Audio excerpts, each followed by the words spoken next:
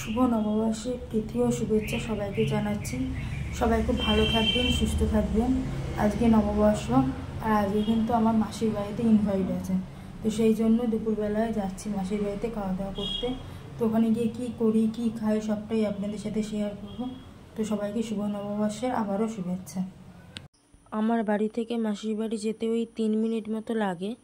তো বেরিয়ে পড়েছি আমি, মাসিকে আর ফোন টোন কিছু করিনি, আমি একেবারে রেডি হয়ে বেরিয়ে পড়েছি আর চলে এসেছি মাসির বাড়িতে। তো মেসো বলছে একটু মিষ্টি টিষ্টি কিছু খাওয়া দাওয়া কর। বললাম না, আমি কিচ্ছু খাবো না, একেবারে ভাত খাবো। তো মাসির ঠাকুরের সিংহাসনটা দেখুন, এত সুন্দর করে মাসি পুজো করে, গোছায়। আমি আসলে মাসিকে পাপা বলি, তো সেই জন্য না মাসি বলতে একটু অসুবিধা হচ্ছে, মানে পাপার বাড়ি আর কি এটা, মাসিকে পাপা যেহেতু বলি। তো সিংহাসনটা কি সুন্দর দেখুন। এই রাধাকৃষ্ণ আর মা তারা আমি মাসিকে গিফট করেছিলাম যখন তারাপীঠ গিয়েছিলাম, মায়াপুর গিয়েছিলাম।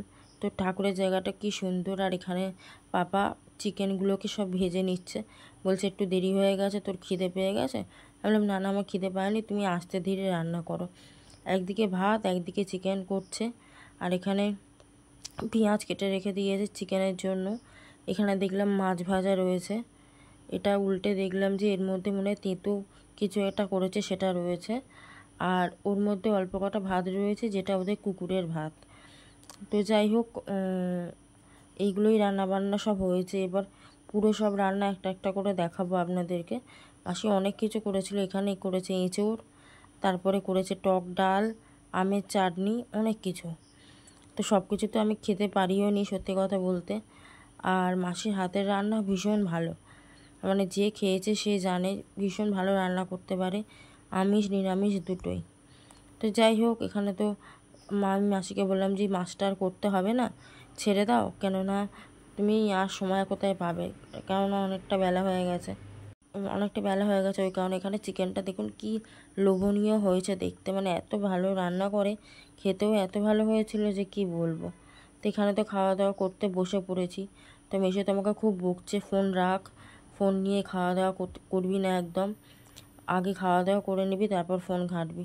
ওই জন্য আর বেশি ভিডিও করতে পারিনি, অল্প বিস্তরে করেছি।